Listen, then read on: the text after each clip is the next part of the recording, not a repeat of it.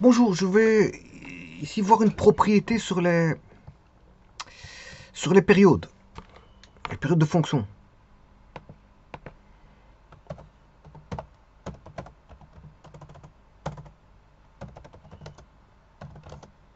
Alors, ces périodes des fonctions, bien sûr, périodiques.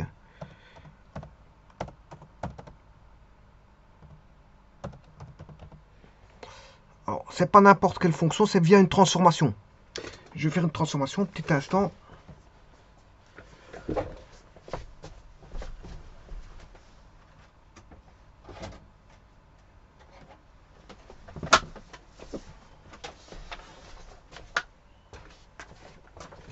Alors, les transformations de fonctions, on a d'abord des fonctions usuelles qu'on peut transformer à sa guise. Et avoir tout ce qu'on veut par rapport aux fonctions usuelles. Par exemple, les fonctions usuelles les plus connues sont, enfin, les plus usitées dans les écoles. En général, on a la fonction, voilà, x, y égale x, y égale x carré, y égale x cube, y égale valeur absolue de x. On peut travailler aussi avec y égale partie entière de x. Bon, partie entière, généralement, il y en a qui mettent ceci, hein, mettent ce symbole-là. Bon, moi j'utilise le segment. C'est parce que il y en a qui mettent pas, voilà, de ceci. Pourquoi? De crochet. Pourquoi ils mettent pas de crochet? Parce qu'ils utilisent euh, l'accolade et le crochet pour des opérations. Le parenthèse, crochet et accolade pour des opérations arithmétiques. Donc c'est pour ça que bon, certains ne veulent pas de ceci, ils vont utiliser un autre symbole qui est le crochet, mais dont ils ont enlevé deux petites barres au-dessus. Ils ont enlevé les barres ici. Alors, les fonctions usuelles aussi utilisées peuvent être des fonctions spécifiques telles que frac. Frac. Y égale frac de x, qui était égal à x, moins justement cette fameuse partie entière. Voilà. Alors, on peut aussi avoir d'autres fonctions, telles que les fonctions réciproques de x carré. Alors, ça, c'est l'identité. Hein. Sa réciproque, c'est elle-même. On peut avoir la réciproque de x carré qui est racine carrée de x, racine cubique de x. On peut avoir des fonctions de type exponentiel, a exposant x, voire l'exponentielle de base e.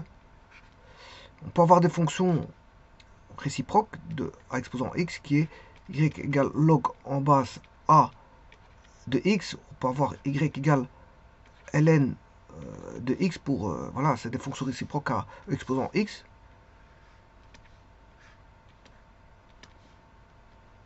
Bien sûr, on peut avoir toutes les fonctions trigonométriques. Hein. Toutes les fonctions trigonométriques qui sont sinus x, cos x, tangente x, cotangente x,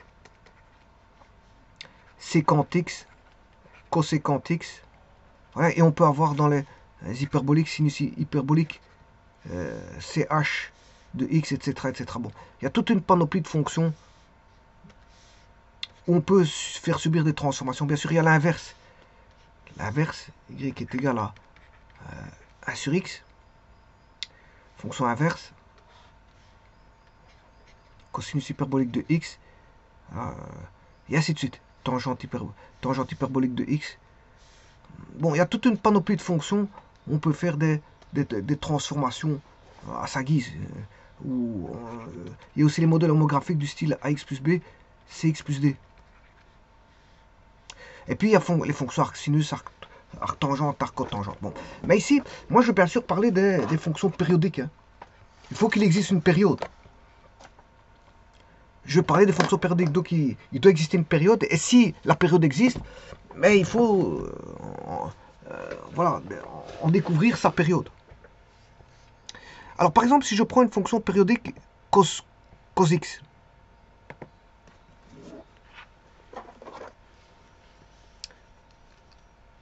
je rappelle les transformations qu'on peut faire sur les fonctions usuelles. F de K. Ici, je veux considérer K positif. K, bien sûr, non nul, hein, parce que sinon il va annuler. Alors ça, c'est R star. Ou c'est aussi R sauf 0. K fois X. Alors pourquoi je dis que c'est positif? Comme ça, de cette façon-là, j'aurai pas une division. Je suis certain d'avoir une multiplication, et pas de division. Parce que si je n'avais pas mis ceci, si K comprend entre 0 et 1, vous avez une fraction, et multiplié par une fraction revient à diviser. C'est pour ça que, bon, je mets K appartenant à R0. Alors, en division X sur K, de nouveau, K appartient à R0. Ça, ce sont des transformations sur les X. F de X plus K, F de X moins K. Donc celui-ci, comme j'ai pris K appartenant à R plus 0, donc c'est bien qu'il est positif, plus K, on va vers la gauche, donc c'est une translation de K unité vers la gauche, celui-ci c'est une translation de K unité vers la droite, celui-ci c'est, on va dire, une dilatation suivant X, et celui-ci c'est une contraction suivant X. Donc ici on manipule, c'est une manipulation suivant X, suivant l'axe des X.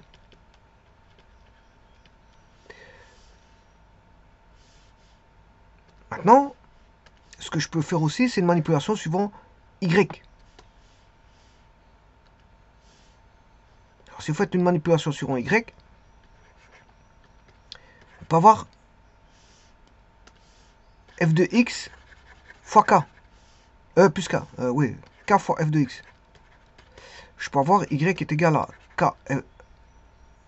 f de x sur k, division. Y est égal à f de x plus k. Et y est égal à f de x moins k. Donc ça sont des manipulations suivant, on va dire, l'axe des y. C'est suivant l'axe des y. Donc, manipulation suivant x, c'est ici. Donc, on a une transformation suivant l'axe des x. Par contre, celui-ci, toutes ces transformations-là, sont des transformations suivant l'axe des y. Alors, je rappelle ici, c'est, on va dire, comme K est positif, ben, là, on a une dilatation suivant y. Ici, c'est une contraction suivant y. Donc, ce sont des déformations. Hein. Ces deux-ci sont des déformations. Par contre, celui-ci, c'est une translation vers le haut et celui-ci, une translation vers le bas, du fait que K est positif non nul. Voilà, ce sont les transformations. Donc, ce qui veut dire que si je prends une fonction quelconque, une fonction quelconque, c'est ax a fois f de x plus, je dirais même, af de bx plus c plus d. Là, on a une transformation complète hein, d'une fonction f. Donc, f ici a subi une fameuse transformation ici, hein, en suivant ABC. Alors, bien sûr, encore une fois, je rappelle que A appartenant à R sauf 0, hein, B appartenant à R sauf 0, voilà, C appartenant à R sauf 0 et D appartenant à R sauf 0. Donc ça veut dire qu'il y a des transformations suivant B. Ici, c'est toutes les transformations possibles. Hein. Elles sont toutes là. Là, j'ai une transformation en multiplication ou en division. Parce qu'ici, j'ai pris... j'ai plus pris R+. Hein. Ouais, attention qu'ici, j'ai oublié le... C'est R+. Hein. C'est R+, c'est ça que je voulais prendre. Je vais prendre R+. Voilà, je me suis trompé. C'est R+. C'est le positif. De telle manière, voilà, de telle manière à prendre vraiment le cas. Si je prends 3, et attention que ici c'est pas encore bon. Parce qu'ici, je pourrais avoir un cas compris entre 0 et 1 et donner une fraction. Donc ici, je me cantonnais à n, à n0. Alors on va prendre n0.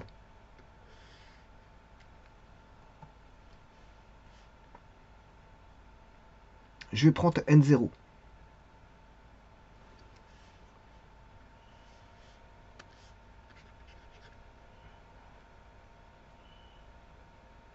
N sous 0, voilà. K appartenant à n sur 0. C'est beaucoup plus facile. Donc en fait, c'est l'ensemble de n moins 0. Voilà, comme ça, cette fois-ci, c'est bon. Hein, parce que tout à l'heure, c'était pas bon. Parce que je pouvais avoir, avec un K, je pouvais avoir multiplié, je pouvais avoir une division.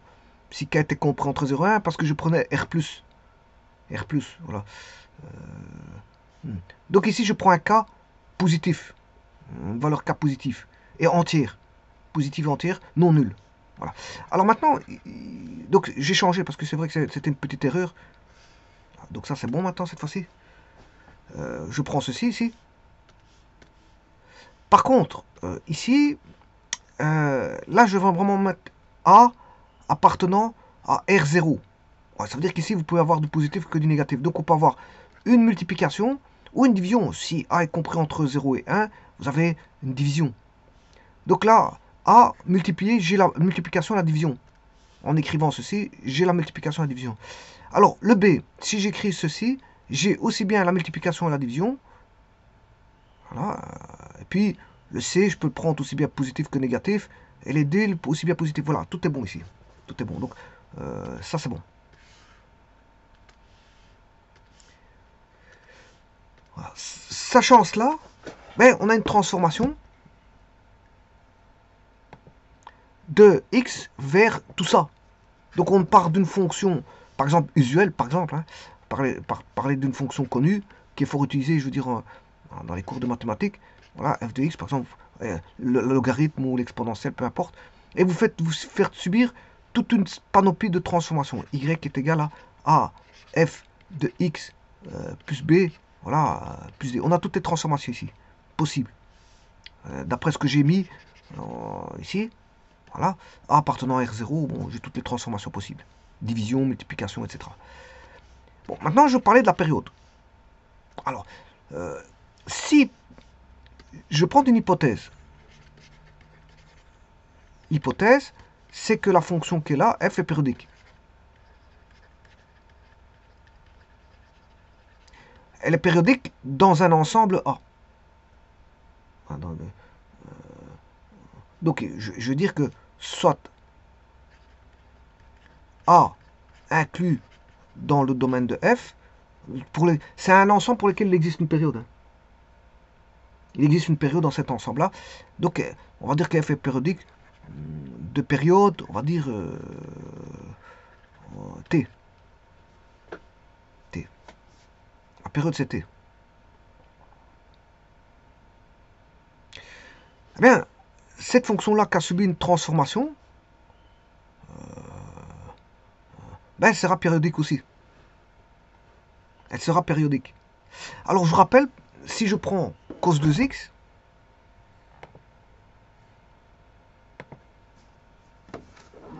ben, cos 2x, il faut regarder par rapport à cos x. Si je prends cos x, cos 2x, cos 3x, cos 4x, lui, sa période, c'est 2pi. Celui-ci, sa période, c'est 2pi sur 2, 2pi sur 3, 2pi sur 4. Donc, ce qui veut dire qu'ici, c'est pi. Celui-ci, c'est 2pi sur 3. Celui-ci, c'est pi demi. Alors, si je mets cos 8x, c'est 2pi sur 8, ce qui fait pi. Oui, si c'est pi sur 4. Voilà. Donc ça, c'est toutes les périodes de différentes fonctions. Voilà. Donc, vous voyez que je peux, à partir de la fonction usuelle ici, ben, ça, c'est une transformation. Sa période, elle vaudra ceci. Voilà. Ceci et ceci. Voilà. Maintenant, si j'avais écrit cos x, sa période, c'est toujours 2pi. Cos 2x plus 3, cos 3x plus 10, cos 4x plus 20, cos 8x plus 100, la période, elle vaudra toujours pi, 2pi sur 3. La période, elle vaut pi demi. Et la période, elle vaut pi sur 4. Voilà. Alors maintenant, si j'avais écrit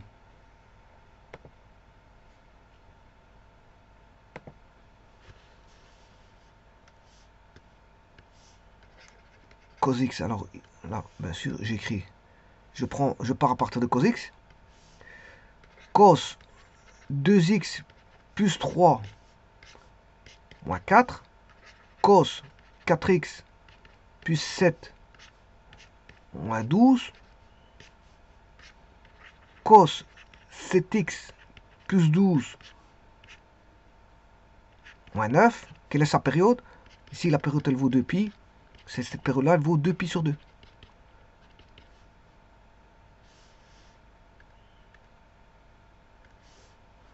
Cette période-là, elle vaut 2pi sur 4. Et t est égal à 2pi sur 7.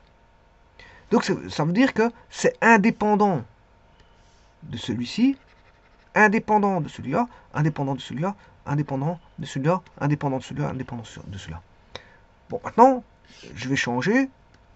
Je vais toujours reprendre cos x égale, sa période c'est 2pi. Et je vais multiplier par 9, par 12, par 15. Cos 2x plus 3 moins 4. 12 cos 4x plus 7 moins 12. Et cos 7x plus 12 moins 9. La période ici, rien n'a changé. Donc il suffit de faire une copie de ceci.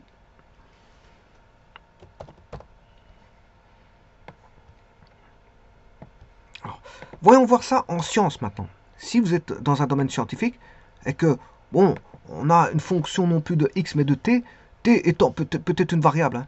Alors, ça peut être le temps. Je peux considérer que t c'est le temps. Alors, si vous avez un signal a sinus oméga t plus phi plus a0, bon, a0 c'est, bon, en électricité on appelle ça une composante continue, c'est-à-dire le signal, bah, il va être décalé soit vers le haut ou vers le bas par rapport à l'axe des x. Bon, vous voyez que c'est bien, on a bien a sinus bx plus c plus d. D c'est translation, comme j'ai dit tout à l'heure, vers le haut ou vers le bas, suivant que d est positif ou négatif. Donc, vous voyez qu'ici, la fréquence, ici, ça c'est la pulsation. Hein. La pulsation est égale 2pi fois la fréquence, qui vaut 2pi sur la période. Ça veut dire que la période vaut 2pi sur oméga, et que la fréquence vaut oméga sur 2pi. Et que la fréquence, c'est 1 sur t, et la période, c'est 1 sur f. Bon, ce qui dépend de la période, il n'y en a qu'un seul qui dépend de la période. C'est l'élément ici, oméga t, c'est celui qui est près de la variable. Voilà, c'est de là que va dépendre la période. La période dépend que de celui-là et pas des autres. Donc ça c'est quoi? Ben, c'est un décalage vers le haut ou vers le bas, voilà, de la fonction. Celui-ci, qu'est-ce que c'est? Celui-là, c'est un déphasage, c'est un décalage suivant x. Hein, on retrouve bien les transformations ici. C'est un décalage suivant. Voilà, le premier que j'ai pris, c'était celui-là ou celui-là. Le plus A0, A0, il est plus ou moins. Soit plus ou moins, soit on monte, on descend. Alors maintenant, si vous faites plus K ou moins K, c'est le déphasage. Vous allez vers la droite ou vers la gauche. Donc ça, c'est le déphasage. Donc on va aller vers la droite ou vers la gauche. Tout en gardant la même période. Hein. Donc bouger sur le... Je vais faire un petit exemple dans un petit instant. Et puis le A, c'est une déformation. C'est une déformation, c'est l'amplitude. Vous agrandissez le signal tout en gardant la même période. D'ailleurs, je crée un signal ici, vous allez voir. Hein, je vais mettre 3 curseurs. Un petit instant. Curseur 1, 2, 3, 4. Donc il y a le A, B, X, plus C, plus D. Ok. Donc là, j'ai A, B, C, D. Et le signal vaudra A, par exemple, sinus.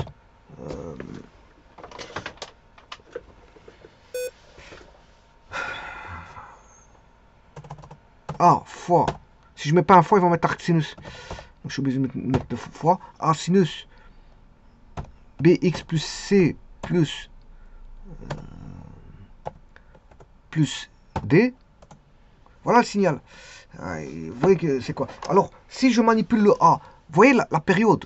La période, elle est comprise, par exemple, entre 2 maximum ou 2 minimum, peu importe. Mais vous voyez qu'ici, la période, c'est B qui fera la période. Donc ici, la période, elle vaut... alors, vous voyez que la période ne va pas dépendre de A. Ici, le A, ouais. La période ne dépend pas du A.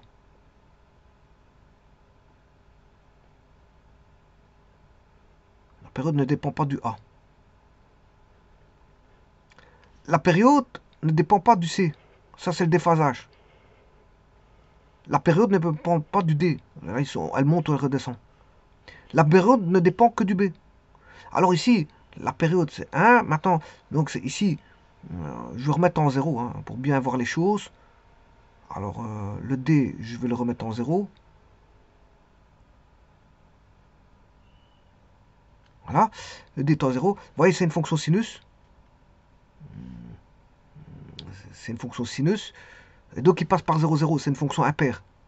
Impaire, l'origine est centre de symétrie centrale.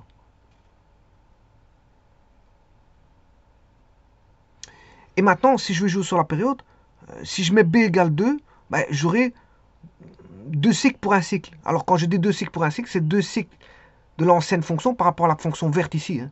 Là, ma référence, c'est la fonction verte. Alors, je vais mettre 2 cycles. Voilà, ça c'est 2 cycles pour un cycle.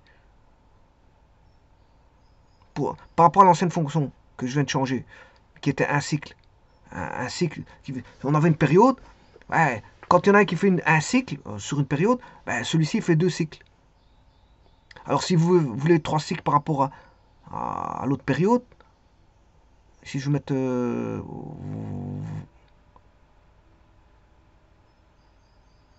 je vais mettre 4 parce que B égale 4. Je vais taper directement 4 parce que c'est difficile de régler ça. Voilà. Là, on a 4 cycles pour un cycle.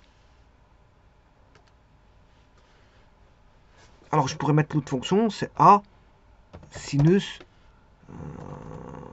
pour voir les cycles, hein, A fois sinus, le B, il valait 1, X, plus C, plus D. Voilà. Voilà ça c'est... Et là, la fonction avec B égale 4, ben, elle vaut 4 cycles par rapport à un cycle de la bleue. Il y en a un, il fait 4 cycles pour avoir une période, alors que l'autre, il en fait une. Un cycle pour une période. Et donc, on peut faire des comparaisons. Et donc, trouver la période d'une fonction, on peut le faire par comparaison.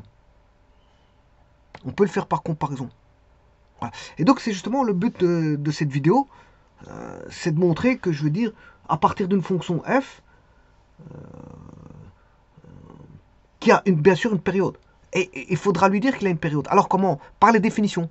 Je vais aller chercher la définition voilà, de la période et à partir de là, entamer des propriétés. Donc, en mathématiques, une fonction est une fonction périodique est une fonction qui, lorsqu'elle est appliquée à une variable, reprend la même valeur si on ajoute à cette variable une certaine quantité fixe appelée période. Voilà. Donc, en fait, c'est une translation. Hein. C'est une translation de vecteurs donnés. Et donc, il y a une invariance. C'est une invariance de vecteurs donnés. Et le vecteur donné, ben, c'est en fait, c'est là-dedans qu'on va retrouver la période. C'est dans le vecteur. Bon. Alors, ici, le tout, faut bien définir les choses. Une fonction définie sur un ensemble D, inclus dans R, de nombres réels et dite périodique de période t appartenant à R sauf 0, ou t périodique si quel que soit x appartenant au domaine, et x plus t appartient au domaine, f de x plus t est égal à f de x. Bon. Est-ce que ça se suffit? Il y a différentes définitions, je vous le dis tout de suite. C'est pas la seule. C'est pas la seule. D'ailleurs, dans le fond, il y en a encore une qui, voilà, je suppose qu'elle est, elle est là. Certains auteurs prennent ceci comme définition. Un petit instant, parce que je m'excuse. Bon, je recommence. Certains auteurs prennent ceci. Tout ceci. Et ça, je verrai après. Bon, c'est certains auteurs. Bon, moi, je ne vais pas prendre ça, bien sûr. Ça, c'est quand on fait référence, voilà, à, je veux dire, aux études voilà, de groupe, etc. Voilà, on va dire ce qu'on appelle, je ne sais plus comment on appelle ça, là,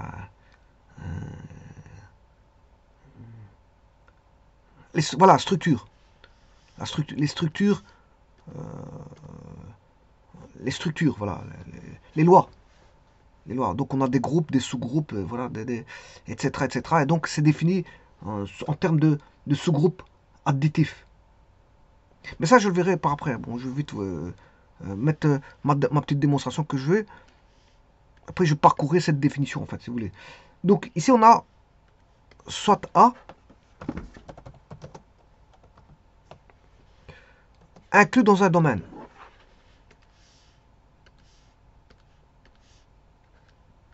Alors, domaine de f. Je peux prendre la fonction f.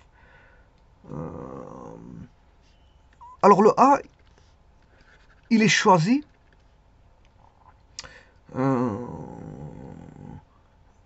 afin que, on va dire, il existe une période, que je vais appeler P pour période, appartenant à R0. Bon, elle peut être aussi bien positive que négative. Mais généralement, parfois, on peut travailler avec les plus ou les moins. Mais si vous travaillez avec les moins, il faut faire attention. Parfois, il y a des valeurs absolues à mettre. On va dire ça comme ça, bon, sur la période. Alors, je vais voir ça après. Bon, tout d'abord, ici, je vais mettre... Bon, je vais me cantonner à ne rien restreindre. Donc, P appartenant à R0. Alors, quel que soit N appartenant au naturel, on est, quel que soit X appartenant à la partie A, c'est une partie A qui, je veux dire, fait référence à, on a une fonction qui est périodique dans cette partie-là. Elle est périodique dans cette partie-là. Il y a une période. Voilà. Donc,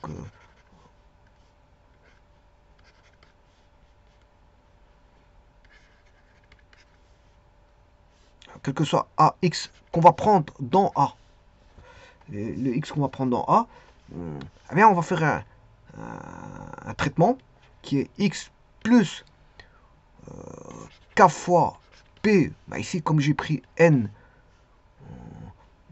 c'est N fois P. Certains reconnaîtront X est égal à N fois T. Voilà.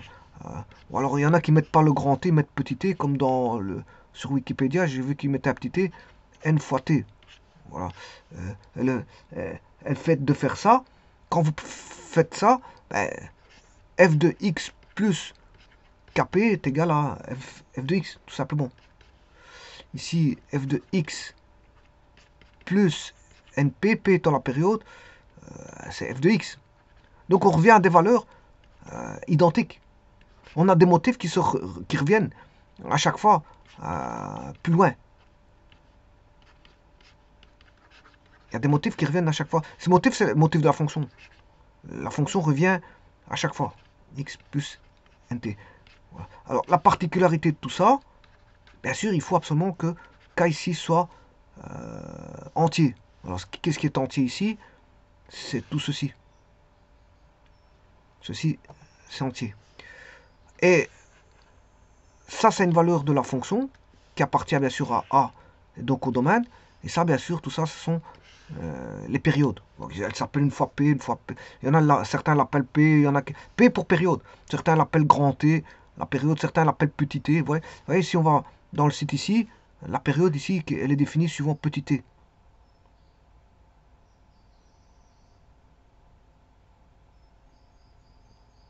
Et bien sûr, bon, ça je vais enlever. Parce que j'ai considéré que j'avais n ici.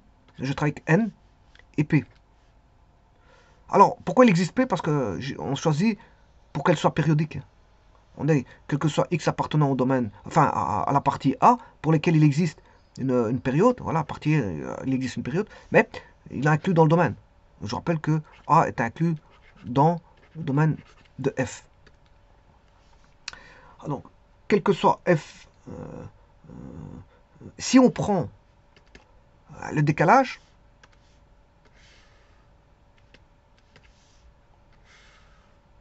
si on prend un décalage, je vais prendre son décalage dans un petit instant. Donc son décalage, c'est quelle que soit la valeur que vous allez prendre en x, mais il existe un décalage qui est x plus n ici, puisque pourquoi n? Parce que j'ai pris n appartenant au naturel, p. Hein. Alors, bien sûr, il appartient à A, qui lui est toujours inclus dans le domaine de F. Je vous rappelle que A, c'est là où il existe une période. Hein. C'est pris de telle manière à ce qu'il existe une période. S'il n'y a, a pas de période, on ne saura pas trouver une période s'il n'y a pas de période dans la fonction. Moi, je parle des fonctions périodiques ici. Hein. Je parle des fonctions périodiques. Donc, il existe une période, quelque part. Et on va rechercher une zone où il existe une période.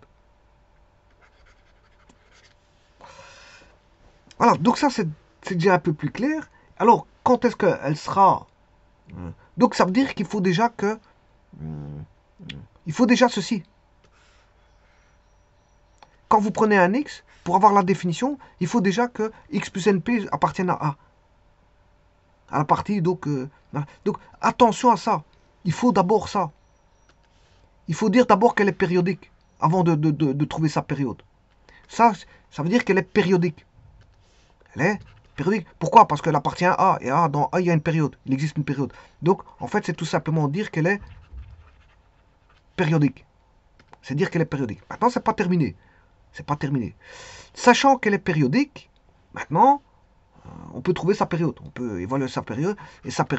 Et on a, et j'ai bien mis un et, attention à ça, f de x plus, il faut aussi, et les deux, hein, il faut qu'elle soit périodique et que sa période, voilà, fasse f de x plus np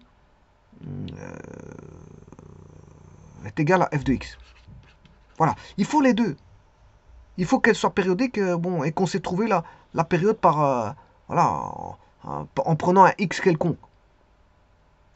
Donc vous voyez qu'ici, dans la définition, il y a deux choses. Il y a deux choses. Voilà, elle est dite périodique. Voilà, elle est dite périodique. Elle est dite périodique. Et voilà, et sa période, c'est t. Alors, pour ça, il faut deux choses. Vous voyez qu'il y a un et. Alors, ici, quelque chose x appartenant à d. Oui, c'est ça, il y a un et. Mais, attention que moi, je n'aurais pas mis le et là-bas. Le et mal placé. Moi, j'aurais pas mis le et là-bas, j'aurais mis plutôt le et ici.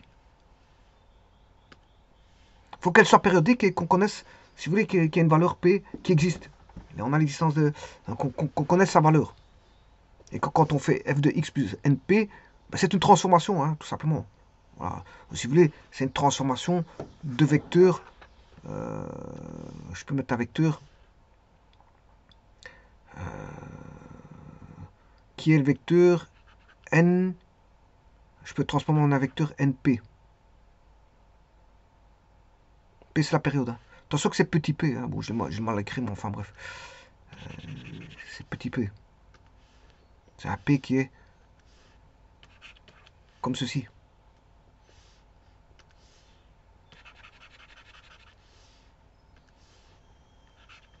np fois un vecteur de base i.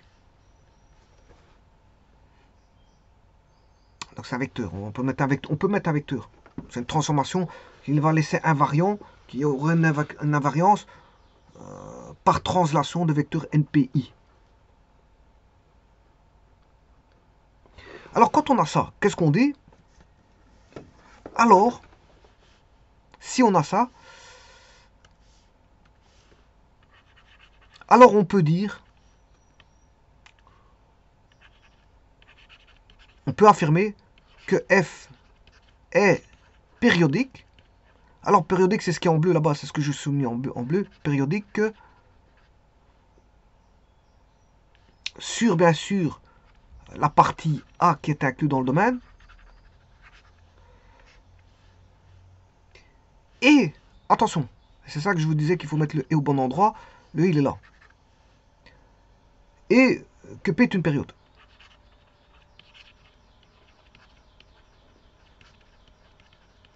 Voilà. À partir de cette définition-là, ben, on peut trouver, on peut faire des transformations.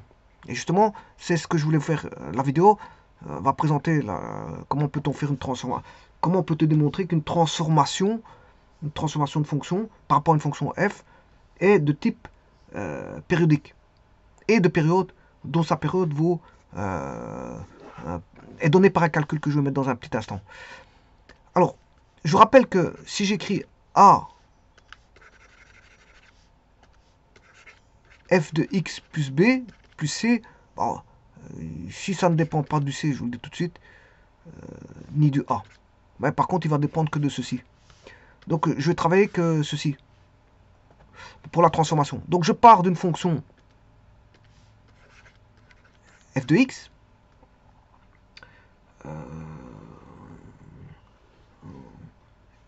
Alors, supposons que f a pour période fondamentale,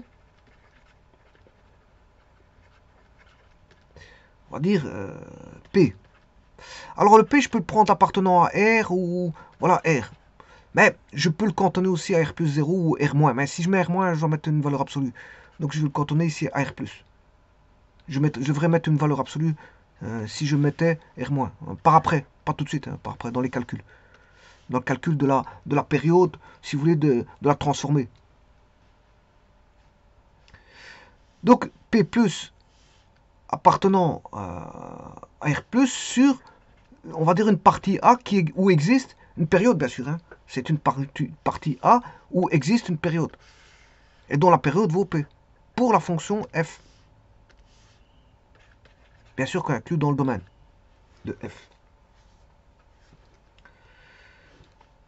Et c'est là que je prends une fonction, une transformation de fonction, la fonction g, qui est, on va dire, définie à partir de f. G de x est égal à... alors, je vais même mettre le a. Bon, on va mettre le a. F de bx plus c. Voilà, ça c'est une transformation. Donc, c'est-à-dire que bah, les y sont... alors, là, pour voir voilà, la transformation sur y, je vais prendre a appartenant à R0. Ça veut dire que ça peut être une multiplication et une division. Hein. Aussi bien positive que négative.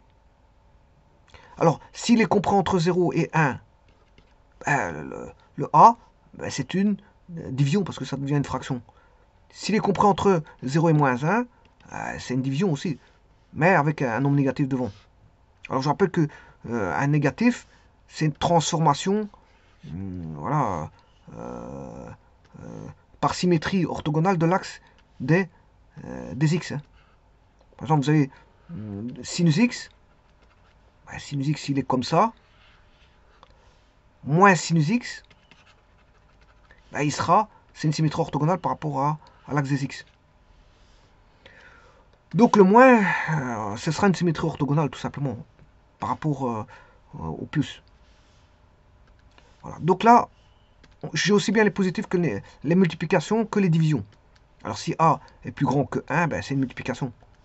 On va dire ça comme ça. Alors maintenant, définissons le B.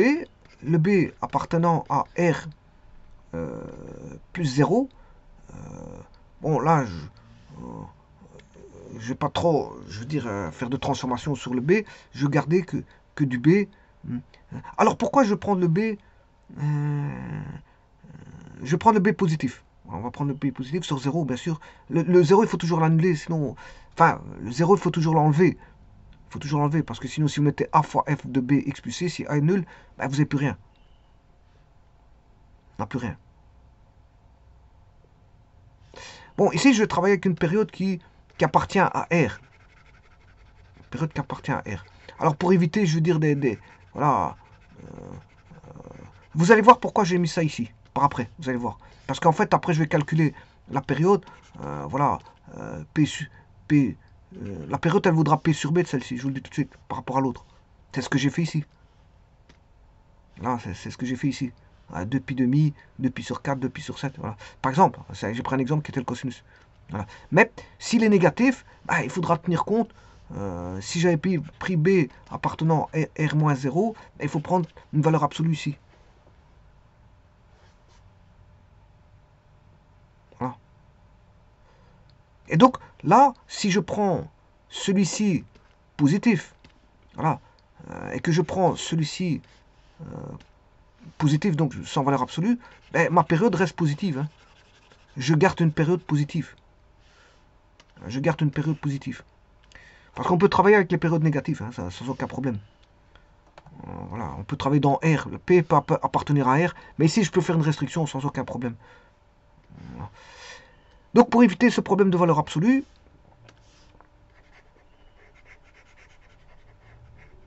ben, je vais travailler avec B appartenant à R plus 0. Comme ça, bon, ça simplifie les choses.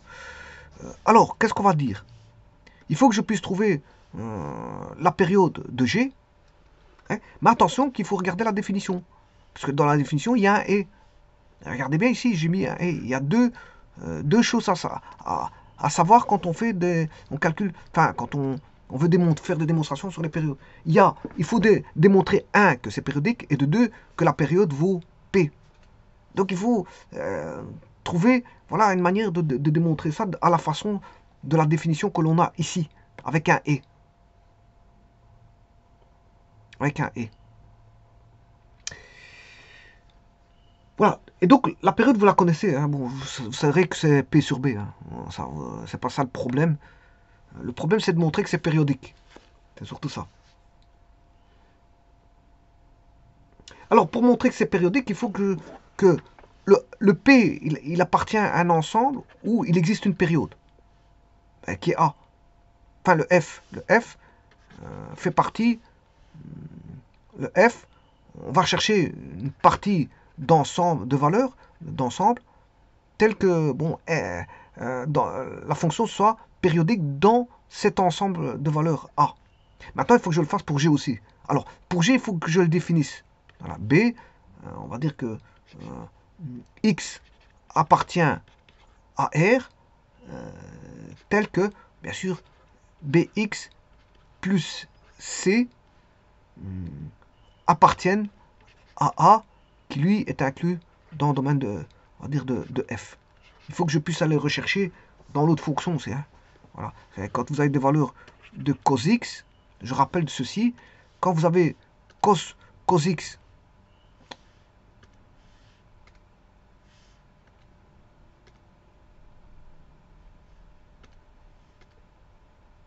quand vous avez cos x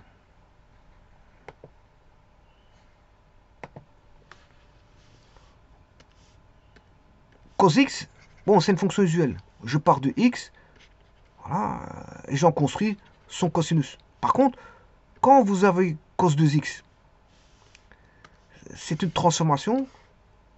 Voilà, vous prenez le x, vous prenez le double, 2 fois x, ensuite, vous prenez le cosinus, vous aurez cosinus de x. En fait, c'est comme si on faisait, si vous voulez, voilà, 2x, c'est alpha. Donc on a tout simplement cos alpha. C'est comme si on prenait alpha, dès que c'est des compositions de fonctions, voilà, on prend alpha, on a cosinus alpha. Voilà, donc ici, bien sûr, pour que la démonstration se fasse correctement, il faut que les valeurs prises dans B fassent partie de A, parce que sinon, si vous trouvez une période, sinon on ne saurait pas trouver une période de G à partir de F, puisque les points n'appartiendraient pas, les points de G n'appartiendraient pas à ceux de F. C'est ça que je veux dire.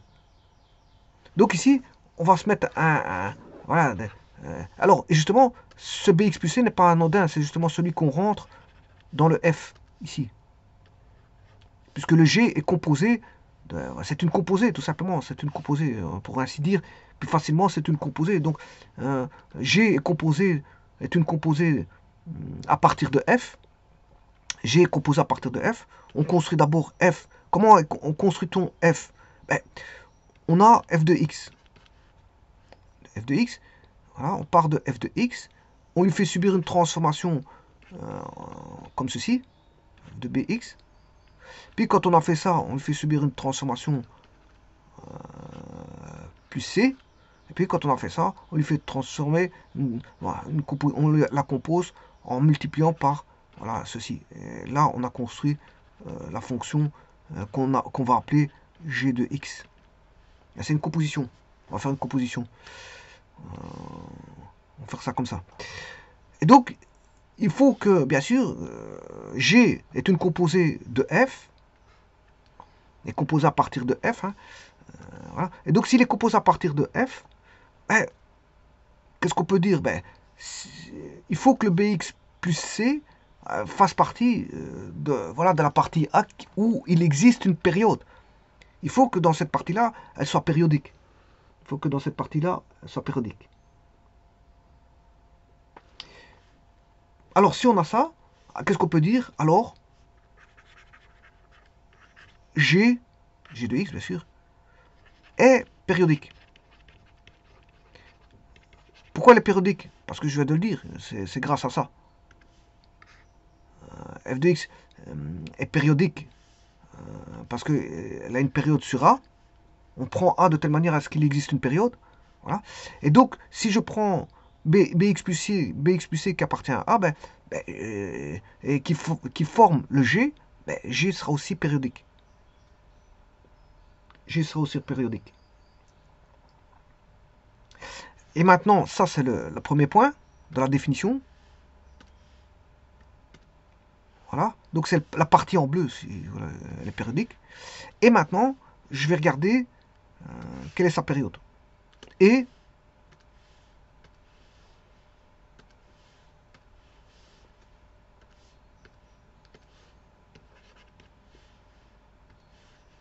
on va dire que la période, vous savez qu'est-ce que c'est que la période, ça c'est P sur B. Ouais, j'ai pris B positif, donc il n'y a pas de problème.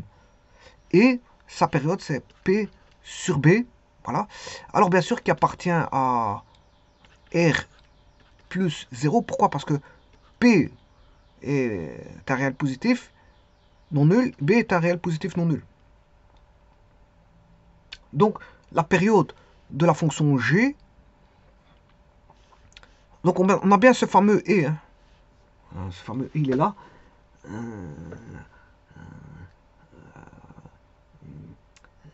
Et il est, on va dire que P sur B, appartenant à R plus 0, est une période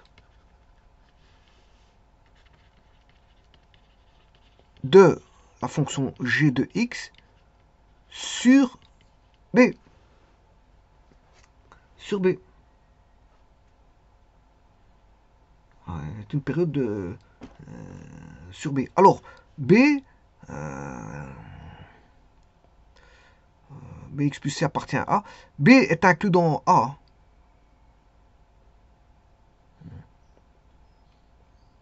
Voilà. B, on va dire, c'est les Bx plus C qui appartiennent à A. C'est les Bx plus C qui appartiennent à A. Donc, il est inclus dans A. B est inclus dans A. Donc, si A possède une période, B possédera aussi une période, on va dire. On va dire ça comme ça. Et le tout, c'est ça qu'il faut démontrer. Il faut démontrer que G est périodique sur B et que P sur B est une période de G sur B, qui est inclus bien sûr dans le domaine de G. Voilà, le domaine de G qui est inclus dans le domaine de A. De F. Domaine de F. Eh bien, ça c'est toute la démonstration. Enfin, c'est l'objet de la démonstration. Alors pour démontrer ceci, qu'est-ce qu'on peut dire? Donc, on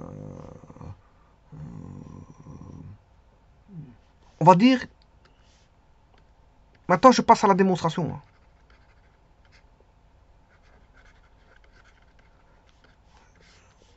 Je vais faire la rédaction de la démonstration. Mais vous savez tout. Hein.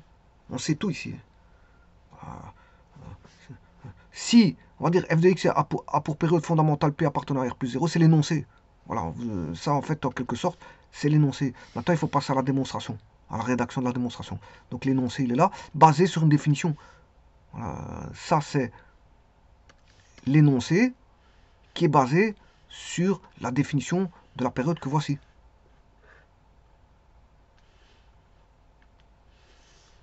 La définition que voici.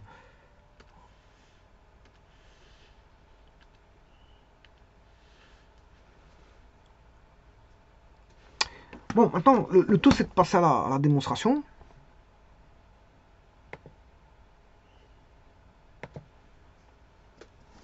On va se dire que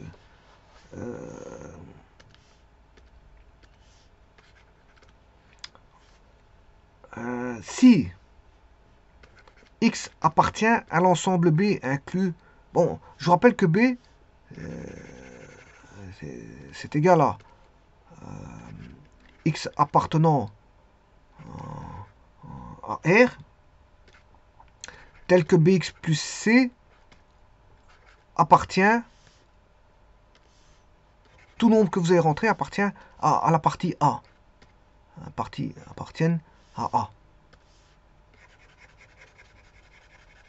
C'est voilà, c'est un ensemble, c'est un sous-ensemble de A. C'est un sous-ensemble de A. Donc je prends un X qui appartient à B.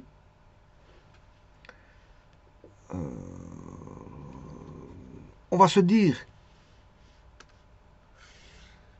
on va prendre un naturel. Si, alors n appartenant au naturel, eh bien, qu'est-ce qu'on peut dire que x plus n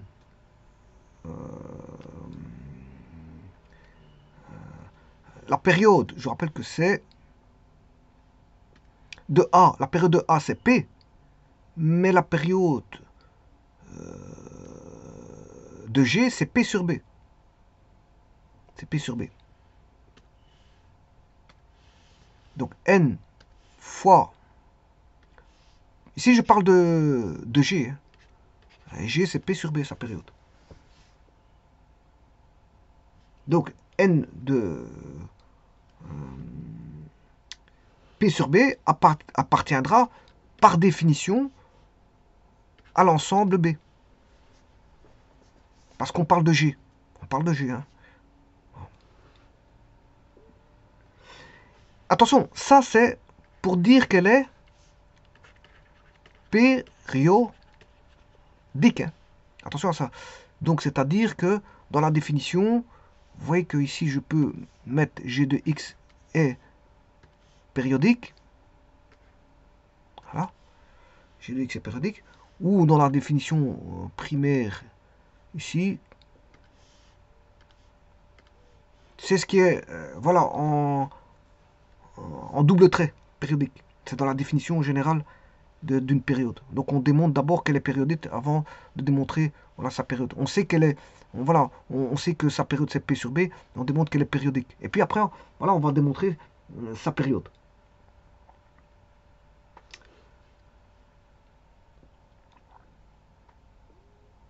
Alors maintenant, justement, je vais mettre ce fameux et. Ce fameux et.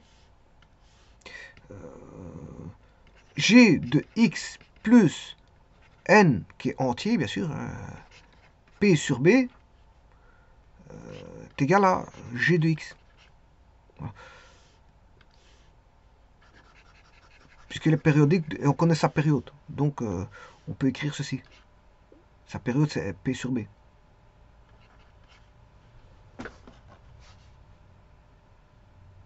Le tout, c'est de voir si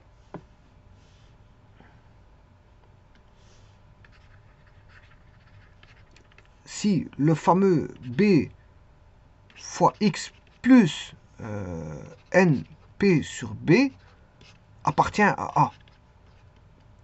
C'est de voir ça. Alors, si on a ça, c'est déjà une chose. Mais ça ne sera pas suffisant. Voilà. On va déjà voir ça, si il est périodique sur A. Alors, voyons voir s'il est périodique sur A. Alors là, c'est juste un petit traitement à faire. B.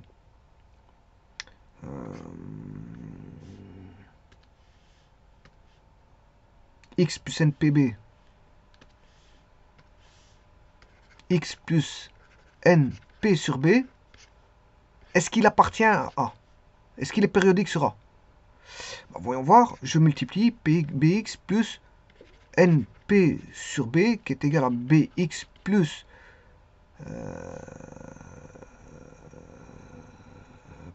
alors ça c'est un nombre. Hein. Ça c'est un nombre. NP sur B, c'est un nombre.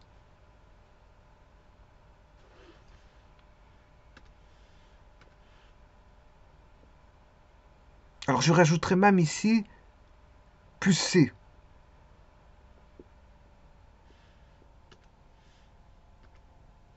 Petit instant, je vais regarder tout de suite.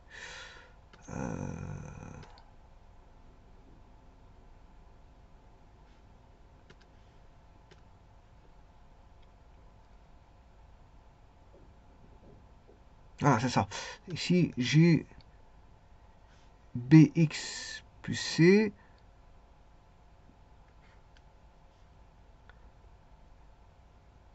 Ouais. Donc, je pourrais faire ça. On va aller même un peu plus loin.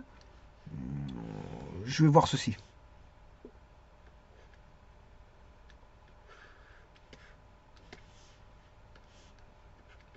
Plus C.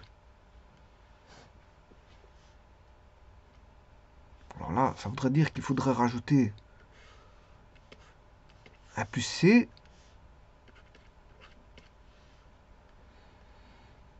Et donc on aurait BX plus NPB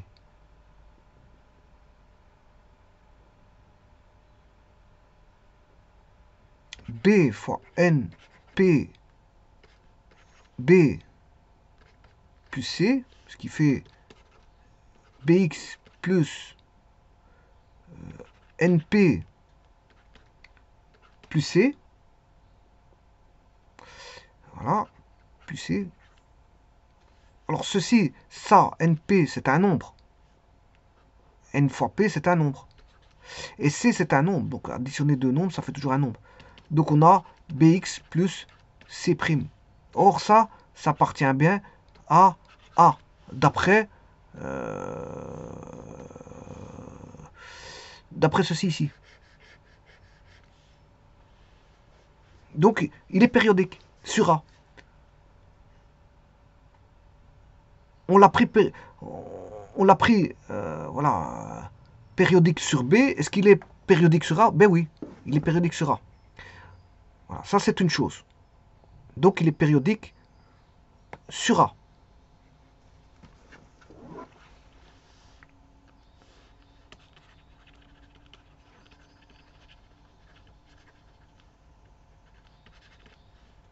Maintenant, je vais faire mon petit calcul parce que le fameux E que je vous ai dit tout à l'heure, qu'on retrouve même sur voilà, Wikipédia, hein, il faut démontrer f de x plus t est égal à f de x. Maintenant,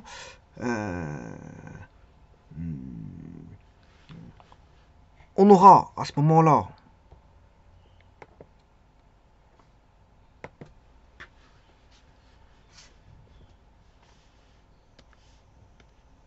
il faut le fameux E. Hein. Le E, ça vient, on va dire, renforcer. C'est un renforcement. C'est un renforcement. Donc je pourrais dire 2 plus. C'est un renforcement. 2 plus. Alors cette fois-ci, je vais rechercher G de x plus la période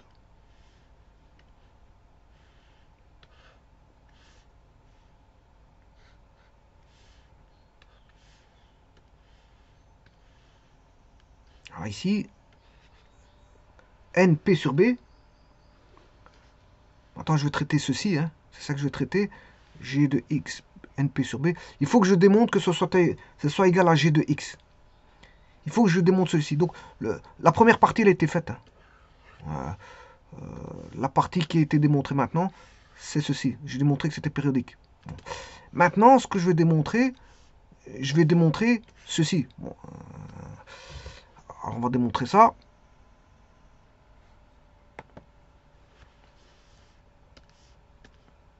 G de x plus n fois p sur b. Je vous rappelle que n appartenant au naturel, p, j'avais dit que je prenais dans R plus 0, voilà, et le b, je prenais aussi dans R plus 0, ça je vous rappelle, hein. C'est juste un petit rappel.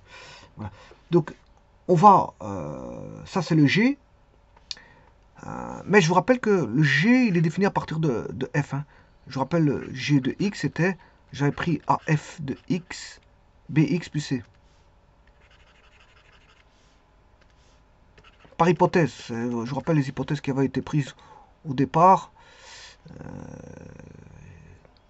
Voilà, le G il est là-bas. Il est en bleu. Avec A, voilà, et B ici. Donc je traitais ça pour trouver que G, pour trouver ceci.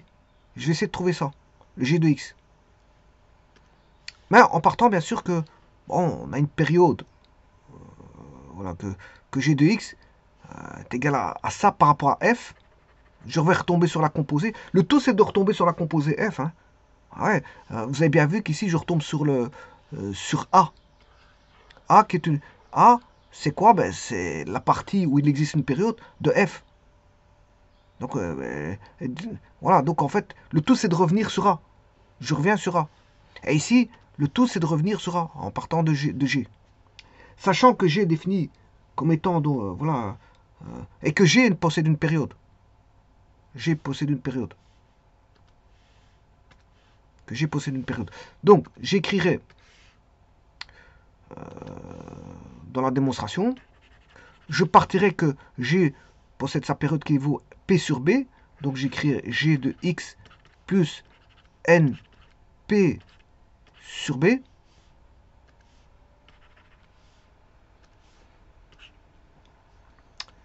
Et ça c'est égal à A, pour revenir sur F, à B X plus N P sur B,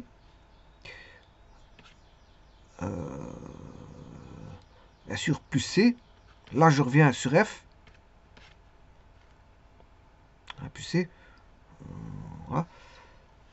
Et là, je vais démontrer que ça fait bien G de X à partir de ça. Donc pour ça, ça va demander un petit peu de traitement, un tout petit peu, il n'y en a pas beaucoup.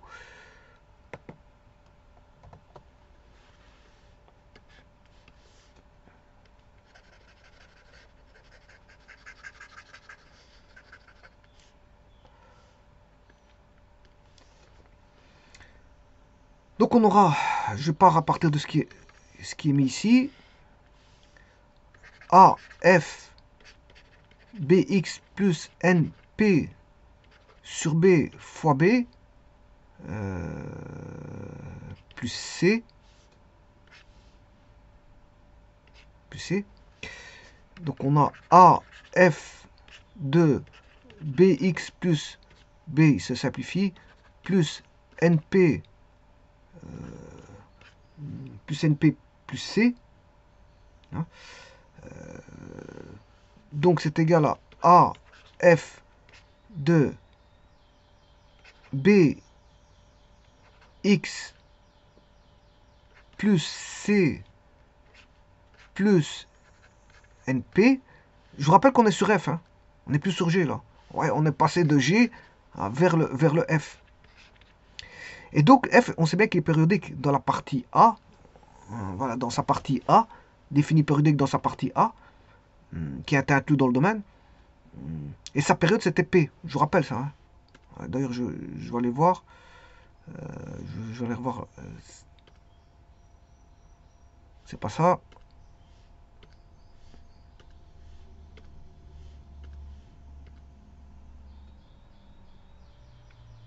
Voilà.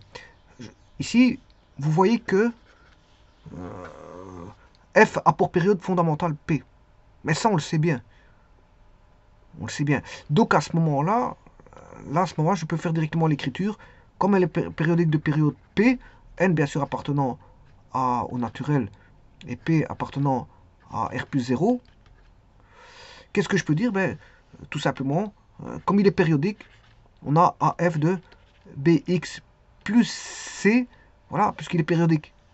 Et donc ça, justement, c'est G de X. Donc, qu'est-ce qu'on peut dire? Ben, on peut dire que G de X plus NP sur B est égal à G de X, tout simplement. Et donc, il est bien périodique de période NP sur B. Donc, vous voyez que le traitement, il est un petit peu spécial. Hein. Il faut se ramener d'une partie B vers une partie A. Pourquoi se ramener vers la partie A? Parce que dans la partie A, on sait bien qu'F est périodique dans la partie A. Voilà. On sait bien que F est périodique dans la partie A. Et que G est une composée de F. G est une composée de F. Et on fait en sorte que ce qu'on va prendre comme donnée, donc ici on a pris la transformée, c'est-à-dire G transformée par rapport à F, que la transformée, ben, soit aussi une partie de A. La transformée soit une partie de A.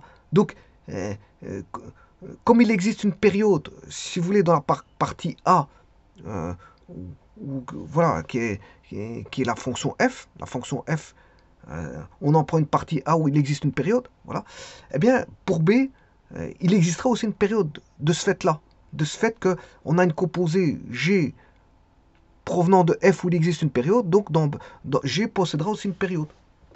Mais pour démontrer ça, il faut démontrer de 1 que c'est périodique, 2 démontrer voilà, et de montrer que la période vaut une certaine valeur. C'est juste ça. Donc d'abord démontrer que c'est périodique par rapport à une composition. Donc il faut se ramener, je veux dire, à l'ensemble de composition, c'est-à-dire G est composé par F. G va être formé grâce à F, G va exister grâce à F. Voilà. G va être composé à partir de F. Voilà, on va dire ça comme ça. G est composé à partir de F. Mais F, on sait bien qu'elle est périodique. Elle est périodique. Deux périodes connues. Donc, le tout, c'est de démontrer que G est aussi périodique en revenant sur, on va dire, la partie périodique de F, puisque G est une composition de F, et de démontrer que la période est, n'oubliez pas ce fameux et la période de G, bon, on peut la retrouver à partir de la période de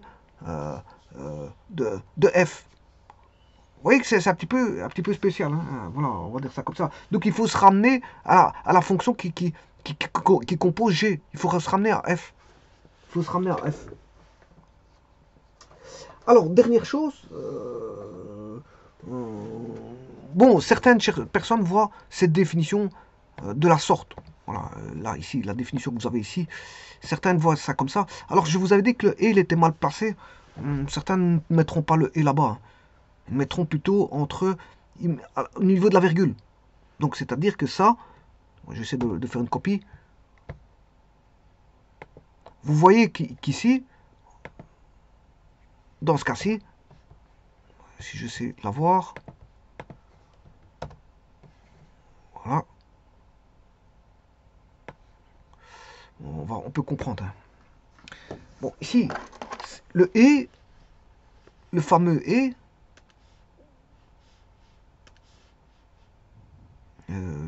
il n'est pas là. On va dire, il n'est pas là, le « et ».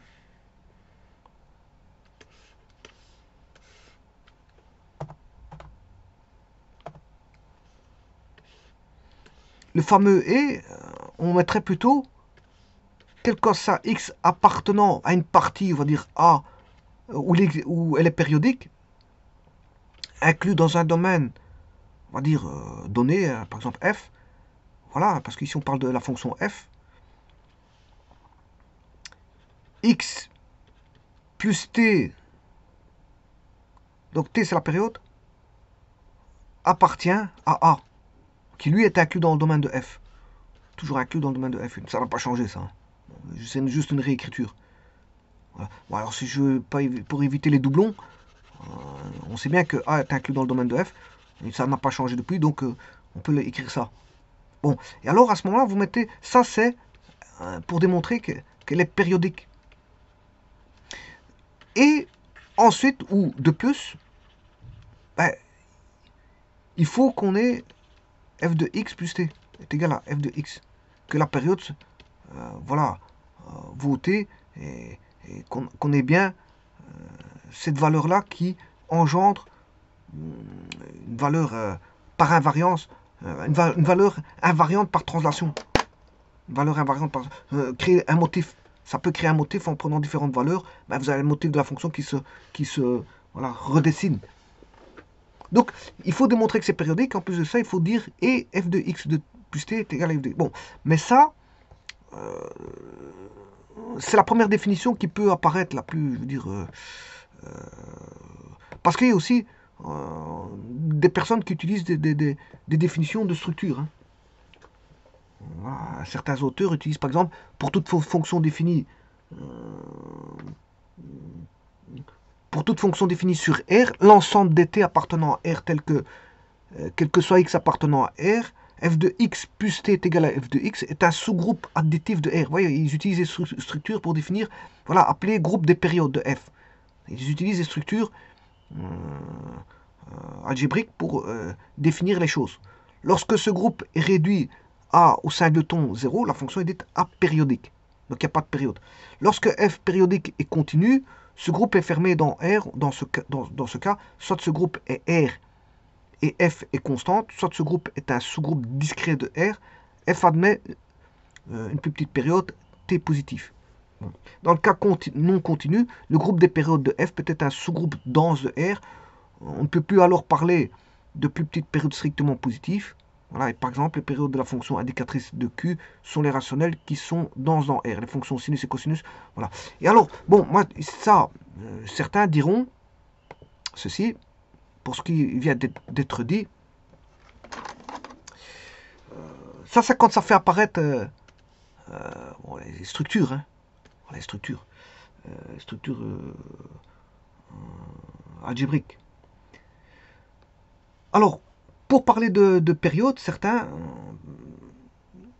bien sûr, il faut toujours une partie A inclue dans le domaine de F et qui vérifie il existe toujours un P appartenant, bon, à R0, bon, je peux mettre positif ou négatif, bon, on peut restreindre aussi, hein, à R plus 0 ou à R moins 0, on peut restreindre, ça c'est pas un problème,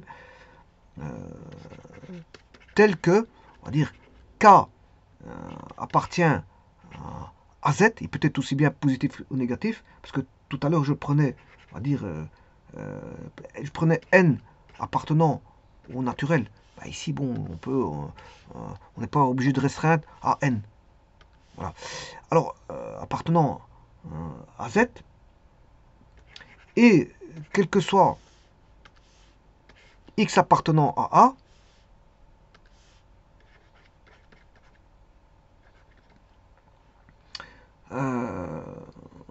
ben, on aura X plus KP, X plus KP appartenant à A. Donc, c'est-à-dire qu'elle est périodique. X plus KP appartenant. Donc, vous voyez qu'ici, les ensembles ne sont pas forcément les mêmes. Ah, ben, on peut faire des restrictions ou pas. On peut prendre tout l'ensemble. Voilà, ici, j'ai mis Z, ici, et non plus N, appartenant à. Ici, j'ai mis R0, bien sûr, R0. Hein. Voilà.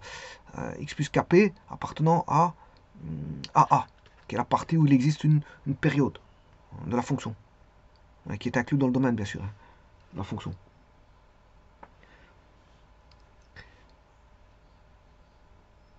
Alors,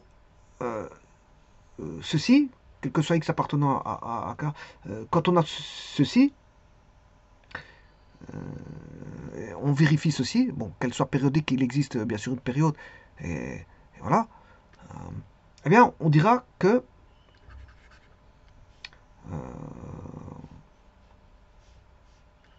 alors, P et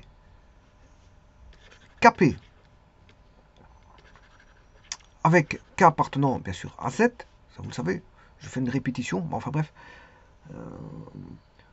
sont des périodes sur F. Enfin, de F. De F sur A. C'est ça que je veux dire. Ce sont des périodes de F sur A. Et c'est là que, bon, va venir les structures algébriques.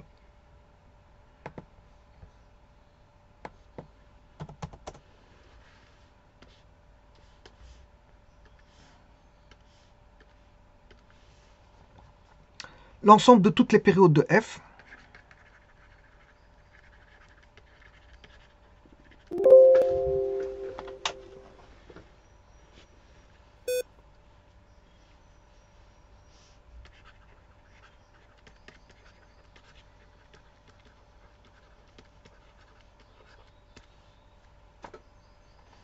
est alors un sous-groupe additif.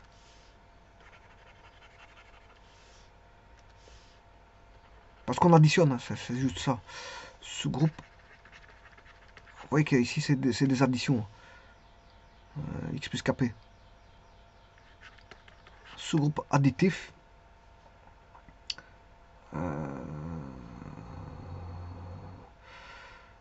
Bien sûr, de l'ensemble des nombres réels. C'est un sous-groupe additif de l'ensemble des nombres réels.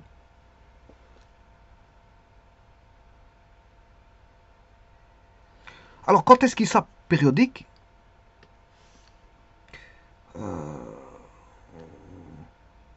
Si celui-là, ce sous-groupe additif, voilà, s'il n'est pas réduit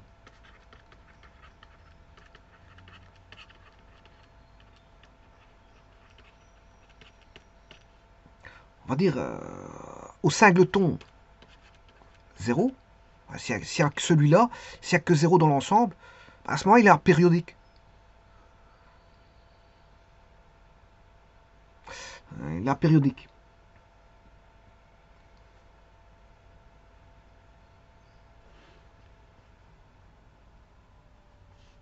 Donc, si on n'a pas ça, s'il n'est pas réduit à 0, s'il n'est pas réduit à 0, à ce moment-là, il est périodique. Il est périodique. S'il n'est pas réduit au singleton 0. Donc, on sait faire les additions comme ici, et x plus kp appartenant à A, voilà, dans R, bien sûr. Et donc là, on a une structure de sous-groupe additif de R. Et si on n'a pas l'élément singleton 0 là-dessus, bah, l'élément singleton, c'est apériodique. Voilà. Là, il n'y a pas de période si vous avez l'élément singleton. C'est apériodique. Donc, si on n'a pas l'élément singleton, justement, eh bien, à ce moment-là, il est périodique. On va dire que... alors, F est périodique sur A.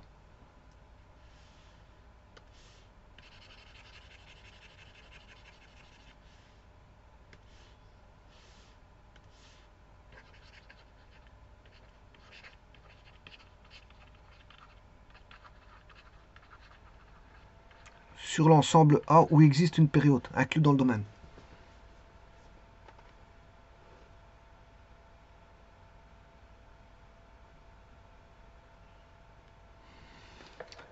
Alors on dira que certains de ces sous-ensembles sont denses dans R. Et si ce sous-ensemble n'est pas dense dans R, et s'il n'est pas réduit au singleton bien sûr 0, alors le générateur positif de ce sous-ensemble est appelé la période de F sur P, qui est bien sûr P. Donc, certains de ces sous-ensembles sont denses dans R, et si ce sous-ensemble n'est pas dense dans R, et s'il n'est pas réduit bien sûr au singleton 0, alors le générateur positif de ce sous-ensemble est appelé la période de F sur R. Oui, c'est pour vous dire qu'il y a différentes définitions. Voilà, comment on l'apprend, c'est en fonction de la démonstration quand j'ai fait la démonstration ici. Voilà, cette démonstration-là, elle n'est pas basée sur voilà, le fait que de tester si l'ensemble n'est pas un singleton où on a la valeur 0. Donc on ne regarde pas si c'est apériodique par rapport à la structure des ensembles. On le fait par la définition qui est tout simplement au-dessus. Là, par cette définition-là, qui est encadrée là, et que j'ai mis voilà, en nombré. Donc j'ai pas utilisé la définition là-bas, de structure de groupe, de sous-groupe additif. Là. Je suppose qu'il est là. Pour toute fonction définie sur l'ensemble R, l'ensemble de T appartenant à R tel que X, c'est un sous-groupe additif. Voilà, c'est un sous-groupe additif. Additif bien sûr de R, appelé groupe des périodes de F. Lorsque ce groupe est réduit à 0, la fonction est dite apériodique, c'est-à-dire il n'y a pas de période. Ouais, donc c'est pour ça que j'ai enlevé, dans ma nouvelle définition, j'ai enlevé le singleton 0. Et lorsque F est périodique, lorsque F périodique et continu, ce groupe est fermé dans R, dans ce cas, soit ce groupe est R et F est constant, soit ce groupe est un sous-groupe discret de R, F admet une plus petite période T positive. Dans le cas non continu, le groupe des périodes de F peut être un sous-groupe dense de R. Ouais, parce qu'il y a le cas continu, voilà, vous avez le cas, on va dire, discret. Il y a le cas discret, le cas continu. Hein. Il faut encore distinguer l'un et l'autre. Lorsque F est périodique continu, et dans le cas non continu. Parce qu'on peut avoir des fonctions discrètes. Voilà, donc les définitions, il faut les meubler en fonction de. Est-ce que c'est continu, c'est pas continu? Il faut encore voilà, avoir une certaine vision des choses. Si c'est continu ou si c'est pas continu. Si c'est discret ou si c'est continu.